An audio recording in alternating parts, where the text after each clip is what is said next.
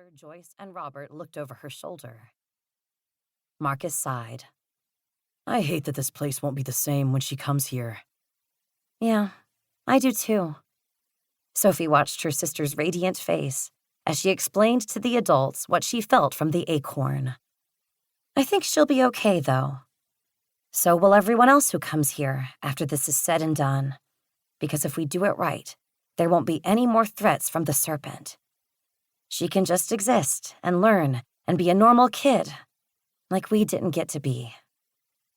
Marcus nodded, and his eyes flashed with a mix of nostalgia and bitterness. Yeah, I think it'll actually be better when you put it that way. Sophie leaned her head against his shoulder. Definitely. After a dinner of Ned's chicken and lots of warm hugs from family, Sophie and Marcus made their way to the pond under the light of a near full moon. When they got close to the water, they heard quiet voices. Moonlight glinted off the lenses of 2 pairs of glasses, and Sophie smiled. It seemed they weren't the only couple who'd come here. "Hey, Simon," she greeted. "Hey, Janet." "Oh, hey!" Janet Humphreys, an earth elemental and Sophie's longtime roommate and fellow defender, giggled and waved. "We can leave if you want." No worries, sis. Marcus plopped down on the empty bench and patted the seat next to him for Sophie. We can all just hang.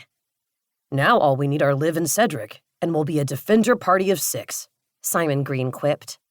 He was another of Sophie's longtime friends and their water defender. "I think they're at Sonic," Janet noted. "They can't stop eating mozzarella sticks." I heard that.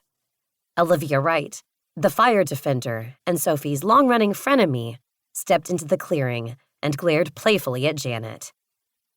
Janet laughed nervously. "You can eat all the mozzarella sticks you want, Liv." Uh-huh. I'm sure it helps that I brought you guys some. Olivia gently shook a brown paper bag covered in grease stains. Oh man, those are delicious. Simon eyed the bag, practically drooling. Don't worry, there are enough to go around. Cedric Justice stepped up behind Olivia, carrying an armload of paper bags. He was their air defender and was the most recent addition to their team. His blue eyes flashed with amusement as he noticed Marcus and Sophie on the bench. Of course, I didn't know we'd be feeding the entire defender lineup. I would have brought more.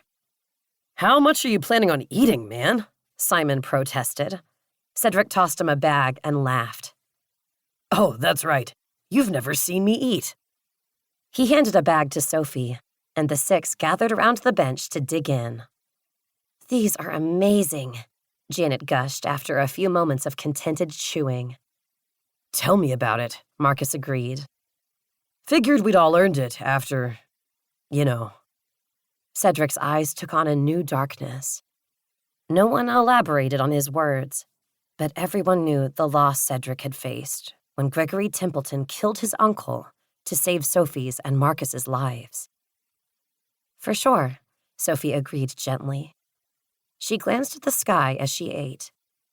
The moon had washed out all but the brightest spring stars. She picked out Leo the lion above them, and deep toward the east, Arcturus glinted like a red-orange beacon, like an omen of what was to come. "Nothing is the same anymore," Janet noted after a heavy silence. "We'll be graduates in a month, and everything feels like it's coming apart at the seams. Even the ground feels less stable, like it knows what's coming." She glanced down at the ground as she spoke. I know what you mean, Simon added. He wrapped his arms around her shoulders. The pond has been more restless lately. Same with the air, Cedric agreed.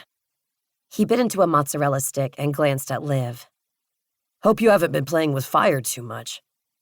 Yeah, I don't need another charred backpack if things go haywire with our powers again, Janet joked.